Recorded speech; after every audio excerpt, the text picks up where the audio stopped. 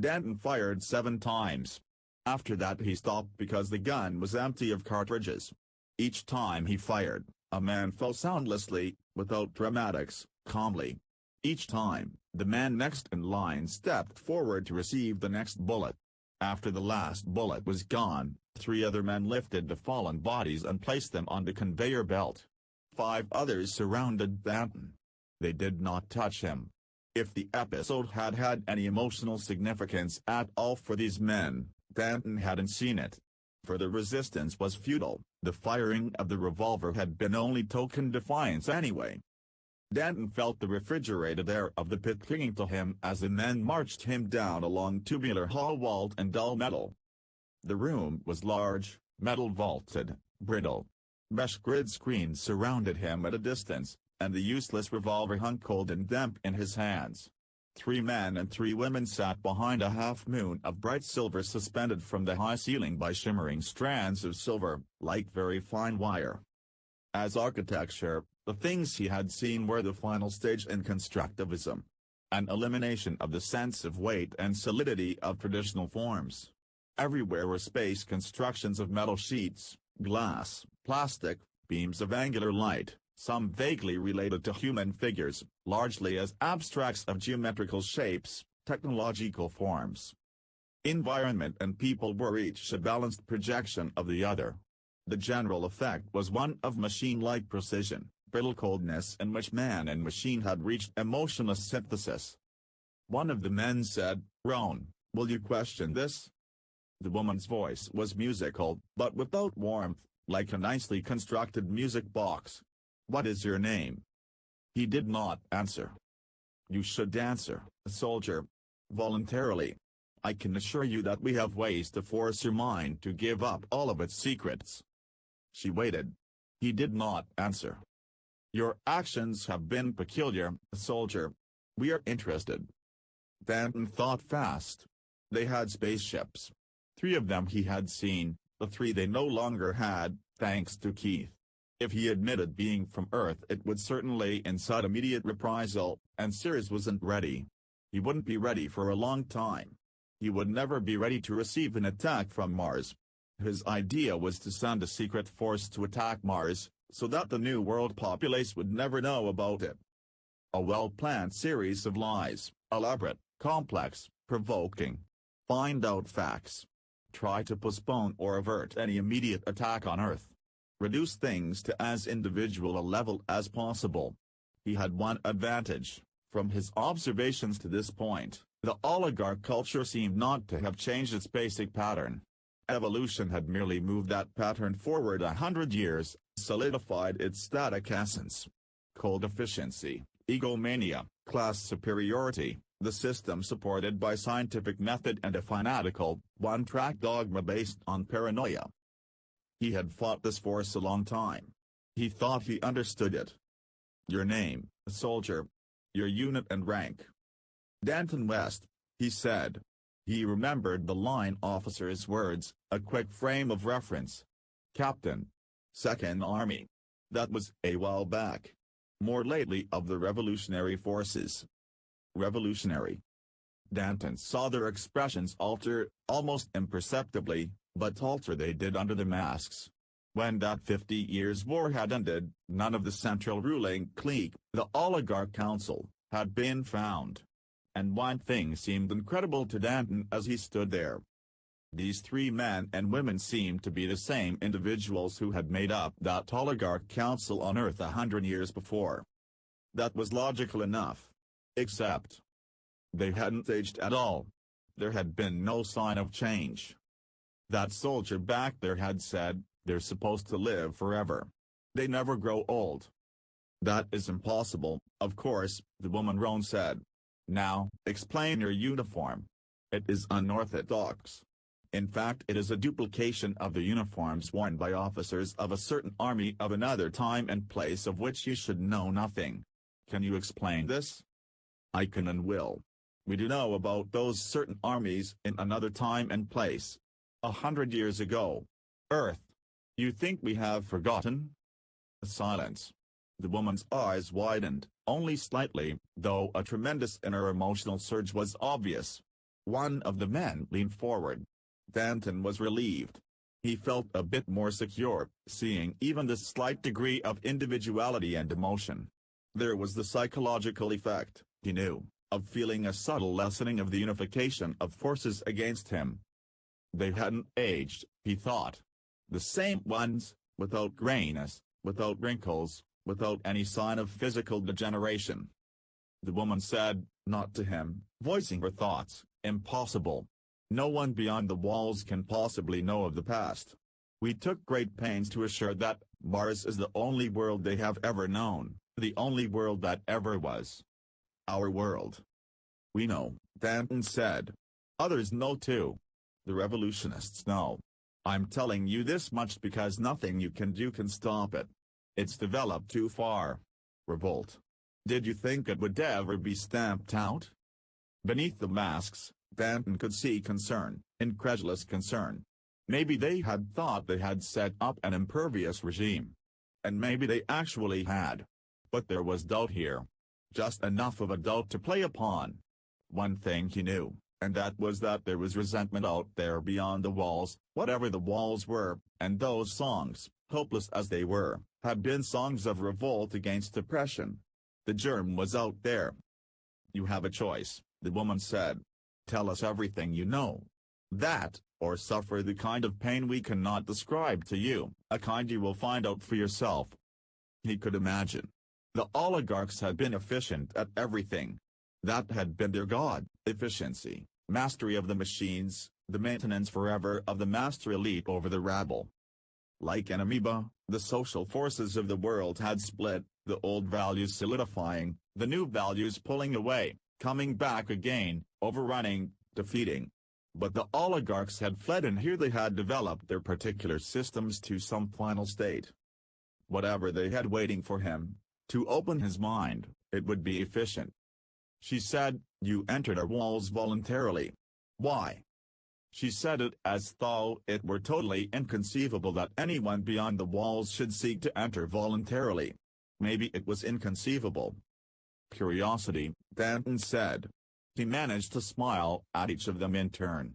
There have been so many rumors growing old, becoming legends and myths. I came in to find out for myself. You do not expect to escape? Danton shrugged. I don't care one way or the other. I had hoped to remain here. He waited. He thought. Finally he added, I had hoped to become one of you. What? One of the men said in a whisper. The man on Roan's right said, a curious type. Obviously he has insight. One might almost think. The woman said, we can speculate later, if we have to, wiser. Right now we are interested in facts. Facts. She kept looking into Danton's eyes. Her own eyes had a curious green quality. She was beautiful, of course, physically. No one had ever denied the physical beauty of the oligarchs. Hereditary physical beauty was important to them.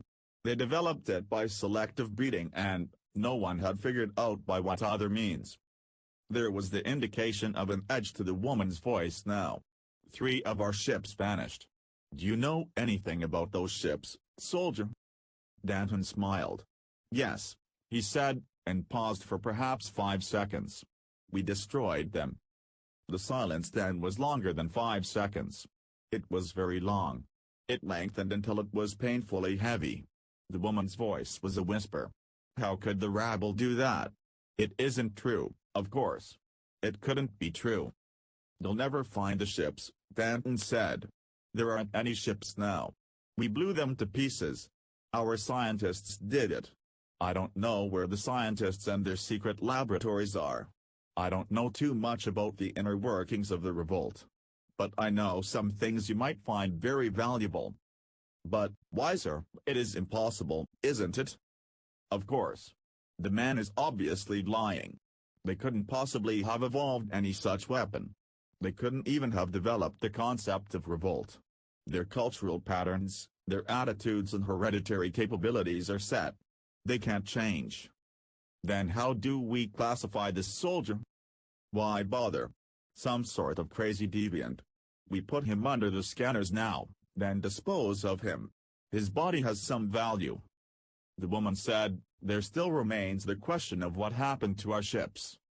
Danton thought, the Oligarch Council operates on a strictly top-down principle. Who is the extreme top?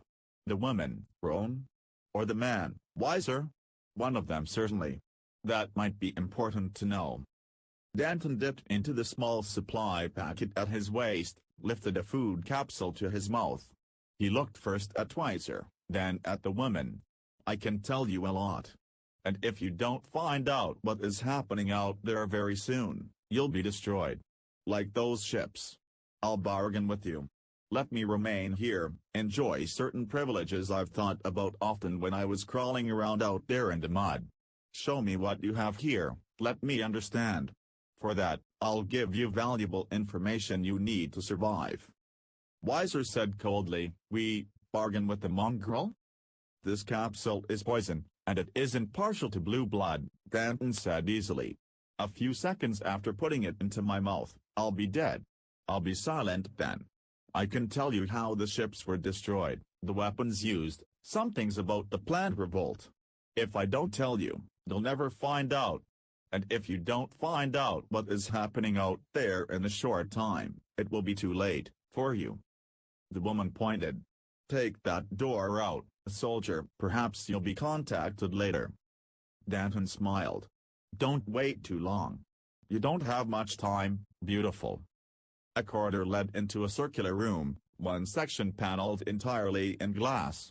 Furnishings were suspended at odd angles, the concepts of an odd structural art, from various lengths of silver strands. He stood there, then tried the door. He couldn't open it. He was locked in. He felt eyes on him. Later he turned, moved back until he was facing the door through which he had entered. He kept the food capsule near his mouth as the door opened and she stood there looking at him strangely.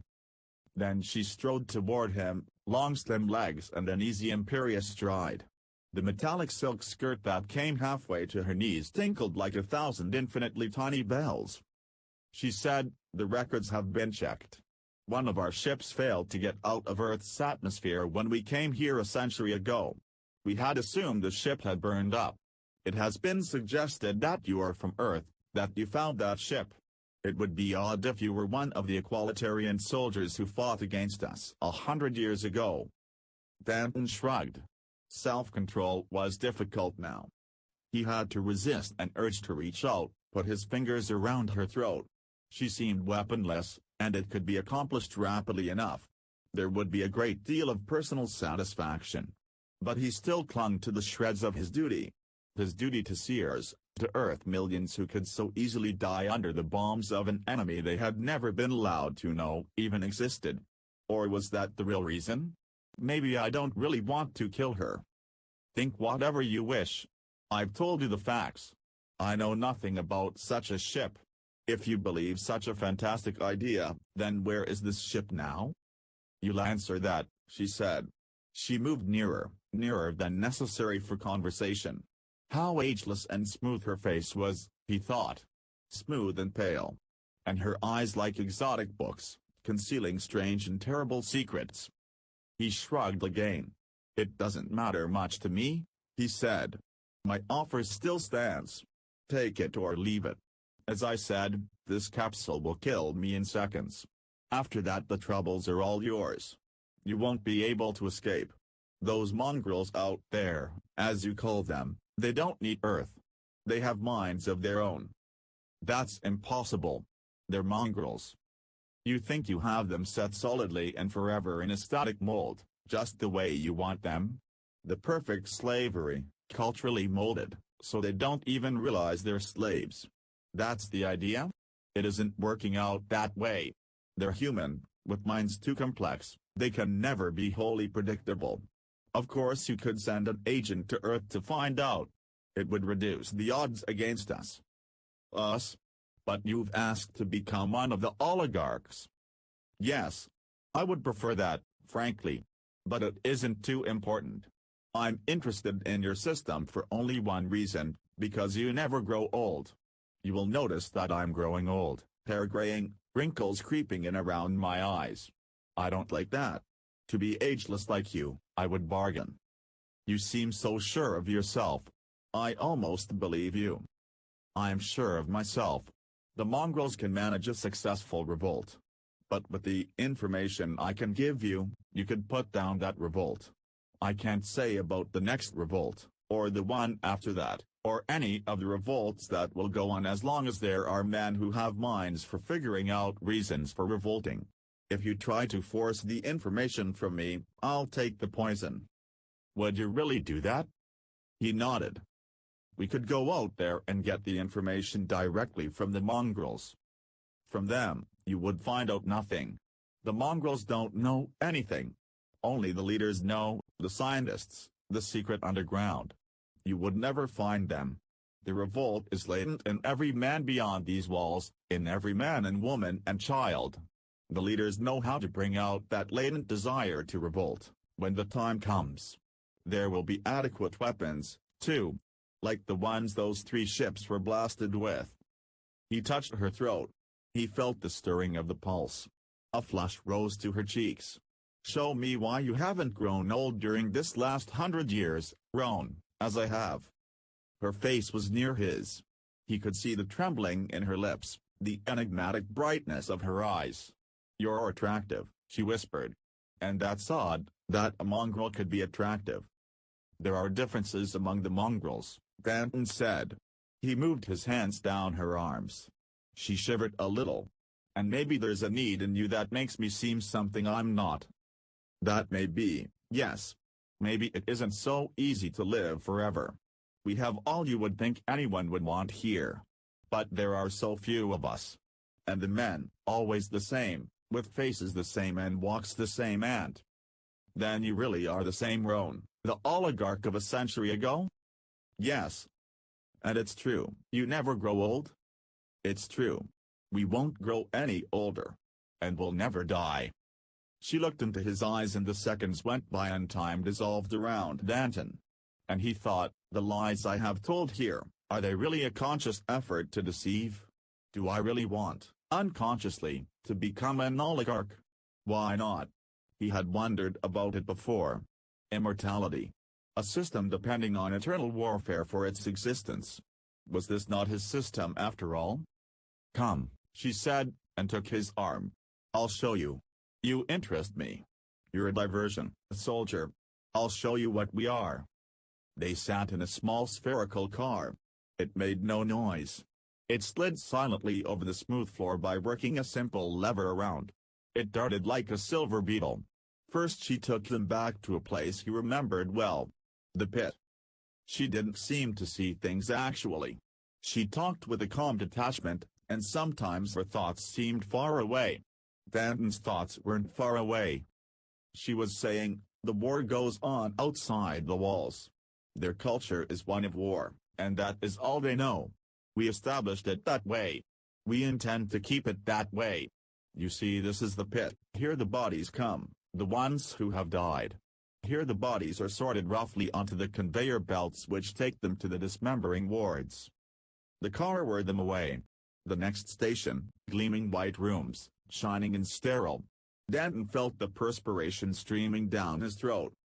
Electronic machinery examined the bodies, mechanical hands removed them from the conveyor belts with deft selectivity, deposited them on wheeled, white slabs. You will notice, Roan said calmly, that the bodies have come through an antiseptic room, and their clothing dissolved. Now they are ready for dismembering. Men in white moved silently down the line and did their work with sharp, quick strokes.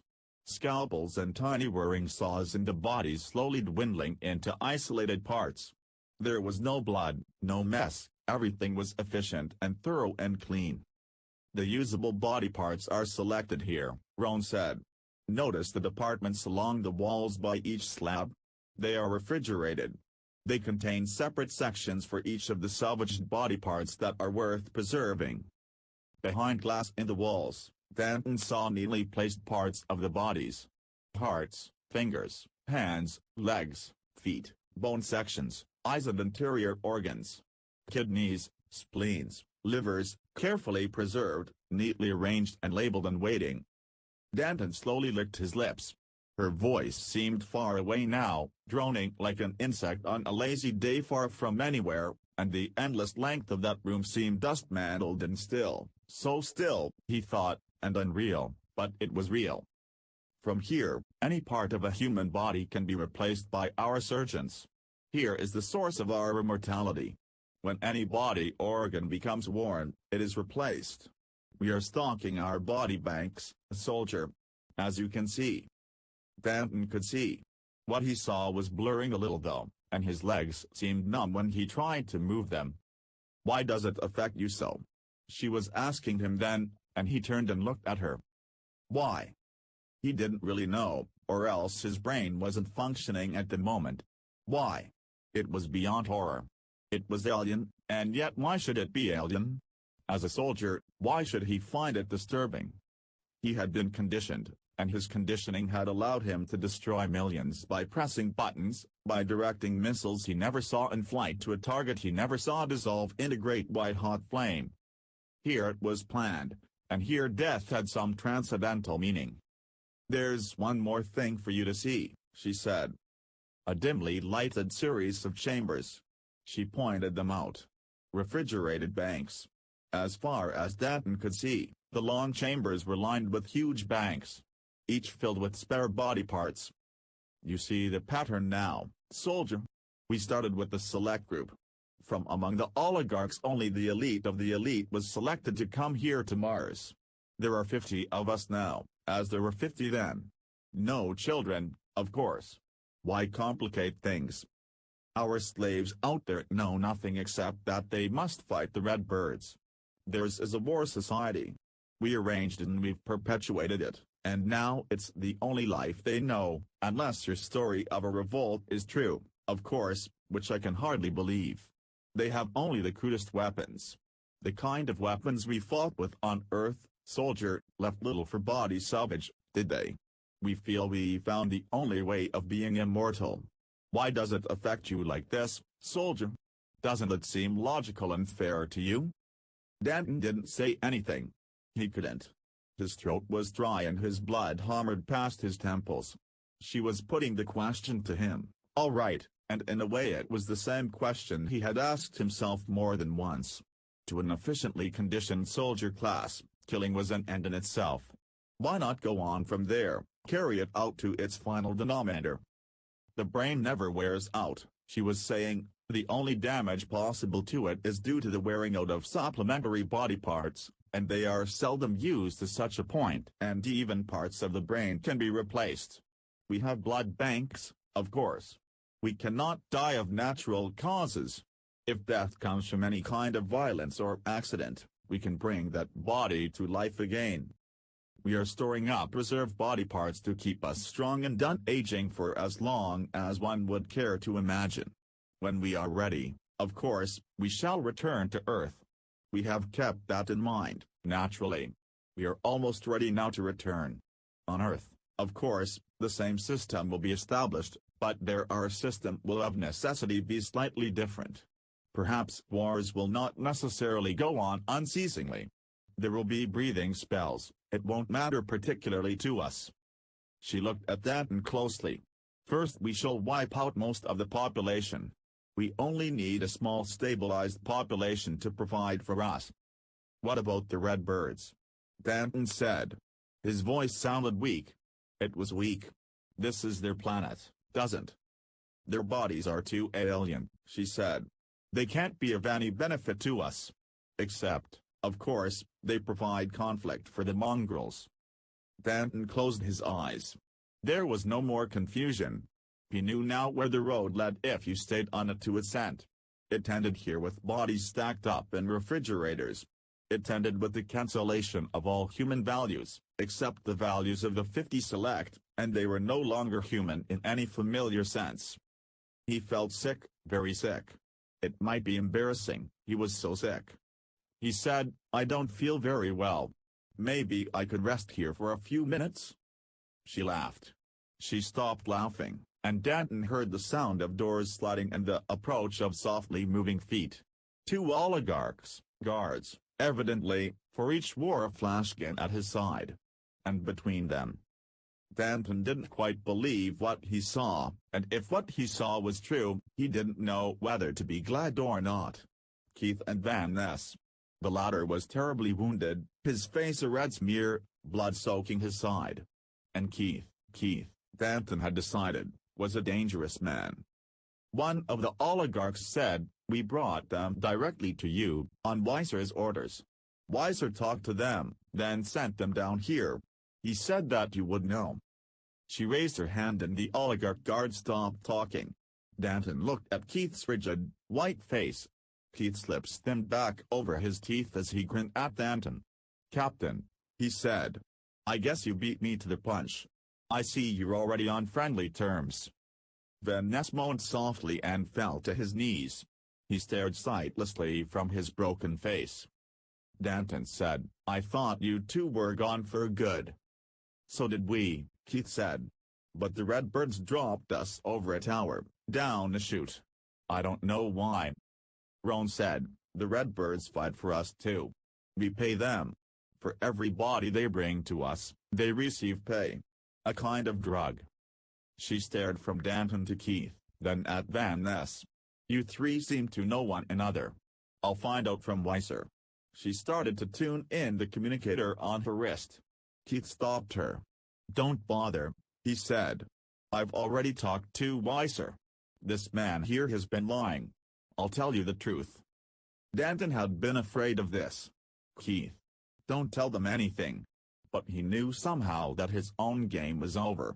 It had never had a chance.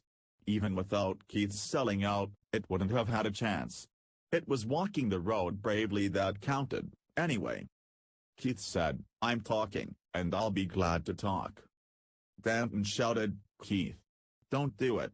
Don't tell them anything. You don't realize what they are." "It doesn't matter," Keith said, "what they are. I've been on the wrong side.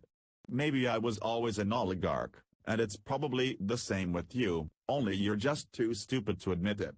You think I want to go back to Earth, even if we had a chance to do it, which we'll never have. I hate Earth, and maybe I always have hated it, the way the New Order remade it. It's sane. Everyone an angel, filled to the hair roots with the milk of human kindness. We found it no place for us. Weiser says he'll take me in. I know where I belong." Roan stood up in the car, looking into Danton's face. "It's true then. The three of you are from Earth. I thought they were planning a culture down there that couldn't possibly be aggressive. How could they have sent you?" Danton's eyes went from face to face, round the immediate area of the vast chamber. Keith was grinning thinly, watching him narrowly. This was it, and there seemed nothing to do but to go down fighting in the classic vein. A futile gesture, but what else? He said, "It was done in secret. Only we three and one other knew about the flight. Tell the truth. It might keep them from invading Earth for a while. If they thought Earth had an army they would strike before Earth grew any stronger. The truth might keep them quiescent for a while longer. The new social system there, it has no conception of warfare or violence. You wouldn't understand it. And they wouldn't understand you, not now. You used our ship to get here," she said. "That would indicate that you have no ships of your own there?" Danton nodded. Keith laughed, a thin high laughter. He moved toward Roan. He dropped to one knee and raised his hands to her. "They have no armaments, no ships. Psychologically they have no power to resist. Weiser said I could become one of you." Danton pushed Roan from the car. He shoved the control lever and the car whirled violently, slammed into the foremost oligarch guard, sent him spinning across the metal floor. The car swerved again, struck down the other guard. Danton jumped free, ripped the weapon from the man's waist. The guard was groaning and his hands were sliding about vaguely over the floor. The handgun was familiar. It was similar to the flash guns used by the guards on Earth a century before. There would have been no need to have altered that weapon. Keith ran at him, kicked out, and Danton fired. Keith went to his knees and looked at Danton dully and then fell forward. He rolled over and lay there, grinning blankly at nothing at all. Deliberately, without feeling anything, Danton burned the life out of the two oligarchs who had lain stunned where they fell. As he spun back, the woman stood stiffly almost up against him. He had expected her to attempt to run away. She said softly, "I know what it is now. It's because you're human. It's human to grow older. It's human to die. Maybe we have the wrong idea, or maybe we've approached it wrong, I don't know. It doesn't matter now. He pressed the flashgun toward her. She didn't seem to notice the gun. She continued to look at his face, into his eyes, searching for something he couldn't tell what, and he didn't care. "Did you know you have gray eyes?" she whispered, "and that they deepen, get darker and darker?" "No. No. No one ever told you." Mara had told him. He barely remembered that time when she had told him. She put her slightly open mouth against his lips and pulled him closer. He pulled the trigger. Her body quivered as though from the kiss, and then he stepped away and she fell at his feet. He wasn't thinking now. There was no time for that. He lifted her, carried her toward one of the refrigerated banks. Her skin had turned a mottled ugly color and her eyes were open and rigid. Quite suddenly her eyes moved up into her head, and ugly groups of purple little veins appeared underneath the skin. He put her on the frosty floor of the huge bank. Around her, like some hideous garnishing, were eyes that looked at her accusingly. He dragged the two oligarch guards and Keith's corpse into another bank, slammed the heavy door. Van Ness groaned and Danton lifted him into the car. "I can't see," Van Ness whispered. "I can't see. I'm dying." "Hang on," Danton said. "Only 50 oligarchs, understand, Van? 47 now. Maybe less if those 7 I shot down in the pit didn't all recover. Maybe we can get some more of them, Van." "I'm dying," Van Ness whispered.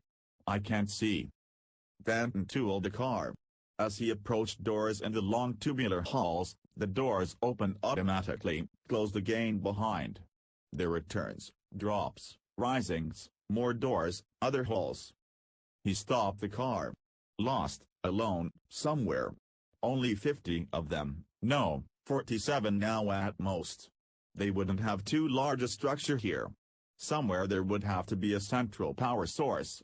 If he could find such a power unit, strike at the heart. He shook Van Ness. He felt for the heart. It was still beating. Van Ness moaned, "I'm dying. If I could see." "Do you know what I'm saying, Van? Can you hear me?" "Yes, sure I can hear you. Listen to me. We're in the oligarch's fortress. I don't know how big it is. But it seems to be one unified structure. There has to be a central power source here. You are an engineering expert. Where would it be? Van, listen. There are only a handful of oligarchs here now. We stand a slim chance. But I can't see." "I can see." "Yes, a central power source. I remember the words to an old song, Captain. You know, soldiering used to be a great sport. There was one about a chocolate soldier with a uniform so pretty." Van Ness. "Yes. Where would they build that central power room? Up? Down? Down?" He started the car moving. Oddly curving and angling corridors bending with geometrical precision. He saw an elevator door and he pressed the button. The door opened and he drove the car into it. Down, fast, sickeningly fast. "Bottom, clear down," Van Ness mumbled. "Start from there. I can't see." Danton kept the elevator dropping and then it stopped. He hadn't stopped it. He stepped to the side as the door slid open. He hit the entering oligarch, hit him with a short hard blow in the solar plexus, and when the man gasped and bent forward, Danton brought his knee up. Bone and cartilage crunched. The man slewed to one side, and Danton hit him again and the man smashed into the wall and slid down toward the floor. "I can't see," Van Ness said. "But what I hear has a sweet sound." Danton dragged the oligarch up, held him against the wall. The man sagged and lifted his hands to protect his face. His lips were torn, his nose bleeding. He stared dazedly at Danton, his eyes filled with terror, shock. "Wow!" He started to say something. Danton pushed his flashgun into the man's middle. and the oligarch screamed. Danton's voice chopped into the scream. "I'm going to kill you," Danton said. "Unless you tell me what I want to know. Tell me where the power rooms are, the central power units." The man shook his head. "No." Danton moved the gun around, pressed the stud. Burning flesh, and the oligarch jerked away and fell twitching on the floor, his left leg charred from the knee down. He sat and stared at the leg, and he started whimpering. He reached down with his fingers, then drew them back again. "Tell me," Danton said. "Or what's left of you, even the body parts from your banks won't put back together again." The oligarch murmured, and he had changed his mind. The oligarch led them into the gigantic room, then collapsed. Danton killed him where he lay. Danton recognized some of the equipment, though he was no nucleonics or electronics expert as Van Ness had been. "Listen to this, Van. Listen to me." "Yes." Danton told what he saw. He was Van Ness' eyes. The generators, huge oscilloscopes, vacuum-tube voltmeters, electronic power supply panels, rolls and skeins of hookup wire, shielding of every color, size and shape, panel plates, huge racks of glowing tubes, elaborate transceivers, long solid surfaces of gleaming bakelite, color-indexed files of resistors and capacitances. Van Ness told Danton what to do. Van Ness took a long time to say a few words, and after that he didn't seem to be able to say anything else. He didn't move either. Danton released the force of the flash gun, left the gun in the position Van Ness had indicated, its beam burning deep into the heart of the complicated soul of the oligarch fortress. He would have taken Van Ness with him, but Van Ness wasn't interested anymore. He was dead. Danton left him. He would remember Van Ness alive as long as he was capable of remembering anything. Van Ness as clay he had already forgotten. He ran toward the elevator. As it whirred upward, he felt the reverberation, the trembling, the beginnings of a low deadly murmuring. The elevator continued to rise smoothly, carrying Danton and the car, but Danton felt a giddy swaying like that of an earthquake.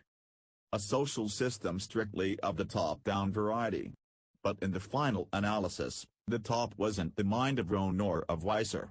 It was something above both of them, above the oligarchs. Machines.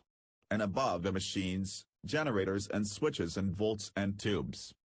The electronic interdependence was going insane within the fortress, like the intricate cellular structure of a mind within a skull. In a hall somewhere in a catacomb of metal, Danton sat in the car, wondering which way to go, wondering if it would make any difference now, feeling the fortress above, below, all around him, breaking apart. What about the oligarch spaceships? Perhaps they were someplace else, away from here, and they would survive the destruction of the fortress. And maybe 1 or 2 or 3 oligarchs would also survive. Even one ship, one oligarch, returning to Earth, would be one too many.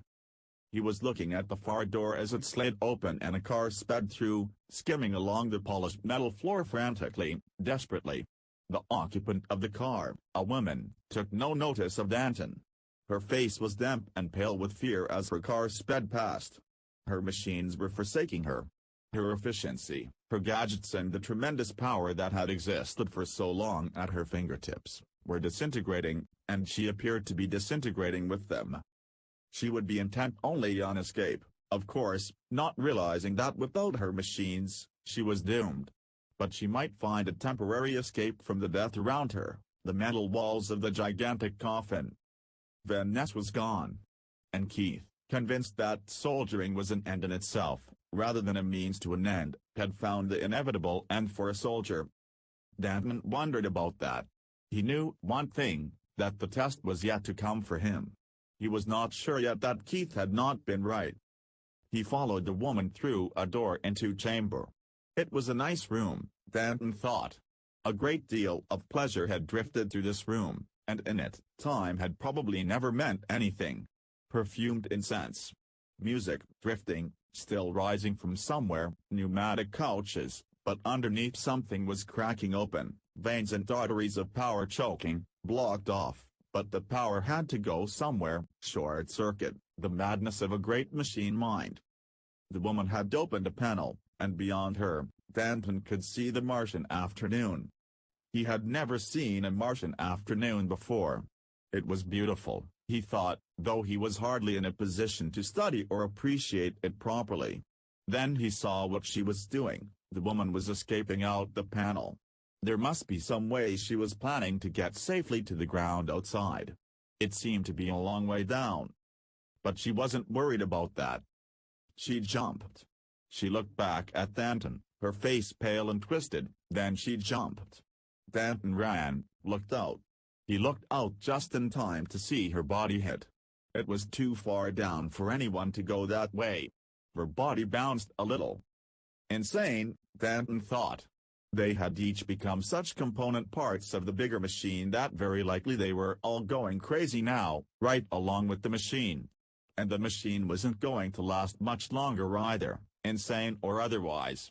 It was beginning to quiver, to shake and shudder, and its metal skin was beginning to groan and twist. Its metal joints were grinding together, its skein nerves wrenching and singing. Danton looked around hurriedly. He saw the wires again, everything suspended by wires, shiny and strong.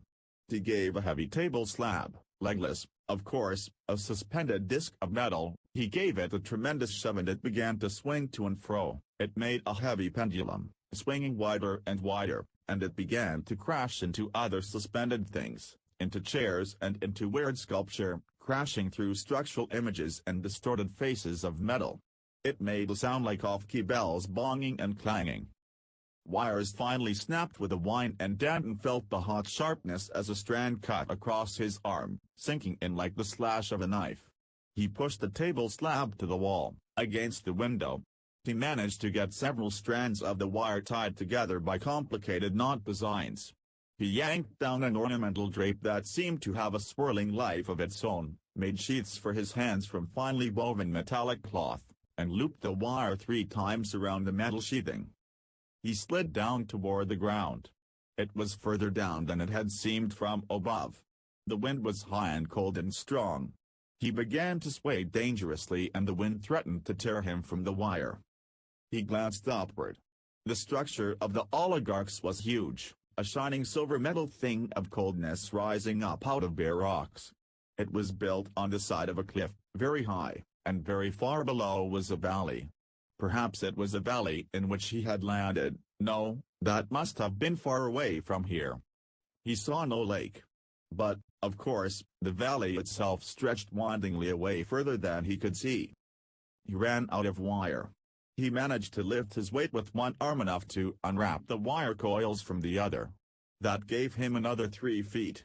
He dropped. Pain came from a wrenched ankle and the shock of the weight on his bones. But he hit running and he kept on running. For somehow, though he had killed her, she was alive. Just before dropping he had seen her, running away from the oligarch tower. Running along a steel walkway. A fine mesh railing separated the walkway from a sheer drop of at least 1,000 feet. It was Roan. She was running fast, too. Very fast. He ran hard. He didn't feel the pain in his ankle. He couldn't afford to feel anything now except urgency. The cold thin air burned. She stopped and he stopped too, flattening against the hard rust-colored rock. She was pushing a lever or something. Whatever it was, it got results. A silver nose projected outward from the cliff, slanting slightly upward. It blossomed out as though someone were blowing a silver bubble from stone. Out and out. It stopped. It was a spaceship, all right. Danton figured that the power shut-off had prevented her from reaching the ship from a subterranean route. Evidently rigged for such an emergency, the wall of the cliff could also summon the ship out into the open, prepare it for blasting off from a cradle cut down into the cliff like a giant cannon barrel. When the outer door in the side of the ship opened, Roan ran for it. Danton was right behind her. She heard him just as she went through and into the airlock. She turned, her mouth opened, and then he struck her with his shoulder, carried her on through the inner airlock door and into the tubular corridor leading forward into the control room. He dragged her forward with him as the doors closed behind him. The controls were the same in principle as those of the ship he had brought from Earth. Once set, they were automatic. He strapped Roan in the shock seat at the side. He strapped himself into the chair before the control panel. Sears, Secretary of Social Security, was a fat man with a serious round slate-gray face. He looked at Danton thoughtfully, waited. Outside the Office of Sociology section in New World Square, the sky was a soft and promising blue. Finally Sears said, "Well, Danton, what happened then?" Danton shrugged. "First I dropped enough atomic fire to finish destroying the oligarch fortress completely, and to get any ships that might have been left inside the mountain. There's nothing there now but a big black crater. I don't think there will ever be any need to worry about the oligarchs anymore. I landed the ship in the Pacific in as isolated a spot as I could find, midway between New Zealand and Cape Horn. Then I contacted you by shortwave. And here I am and here you are. And I guess that's all there is." "Why did you bring Roan back?" "I had no choice," Danton said. "I guess when I killed her and put her in the refrigeration bank, that saved her life. Some surgeon did a quick job on her." Danton leaned towards Sears. "If all of it, or any of it, really happened, what makes you think it didn't?" "For one thing, I'm back here alive, an impossible mission accomplished. For another, well, this time I want to be reconditioned." "Your experience has changed your outlook, Danton?" "Considerably. I want to be changed. I want to be someone else, anything else. I've seen things too horrible to remember anyway. I'd rather forget everything. It could all have been delusion, hallucination rigged up in your psyche labs. As Keith said, you boys are good at that sort of thing. If that's how it was good therapy. There's a doubt in my mind, you see. It might have happened, and just the bare possibility that it did happen is enough to make me gladly volunteer for reconditioning." Sears nodded. "I'm very glad you're approaching it this way. It will make the processing easier to perform, and the new personality easier to maintain. We probably will never need your kind again, Danton. Now that the oligarchs are gone, the last threat to our new system is gone with them. The chance of some other intelligent life form being in the universe at all is remote, and the further chance that they would take aggressive action against Earth makes the whole thing something we can logically ignore." "That's fine," Danton said. "You've seen where the psychology of war would lead, inevitably. If you can justify killing human beings at all, the final result is bound to be, in some form or another, what you saw on Mars. If I actually saw it. If I was on Mars at all." Sears signaled through the intercom. A door opened. Roan stood there, a tablet in her hand, and a pencil. She sat down and crossed attractive legs. Very attractive legs, Danton thought. "Miss Tannen, this is Richard Danton. Mr. Danton, my new secretary, Miss Tannen." She nodded, turned her nose down once more, very businesslike, into the tablet. Danton thought, "It's Roan all right. A reconditioned Roan. They must be good at the reconditioning to change an oligarch mind into that of an efficient secretary." Danton said, "What about the others up there on Mars?" "We'll take care of them, peacefully of course," Sears said. "We have plenty of time. We won't bring them back. We will set up our new system there." Danton listened to Sears' dictation. To Chief Psyche Adjustment Administrator. From Sears, Department of Social Security. Subject, voluntary reconditioning of Richard Danton. To take place at once under the jurisdiction of. There was more. Danton didn't hear it, and later they injected something into his veins and he sat there, feeling Richard Danton dying, for the last time, going away. Richard Danton, fading out, all around him bit by bit, cell by cell, dying, never to awaken again. And remembering what he had experienced on Mars, Danton thought, it's as good a reward as anyone could ask. "Goodbye, Richard Danton. It was nice knowing you, but goodbye." His name was Burton. John R. Burton. He was as happy as anyone could expect to be. His wife loved him and he loved his wife. The children were very well adjusted, as was everyone of course in the New World system.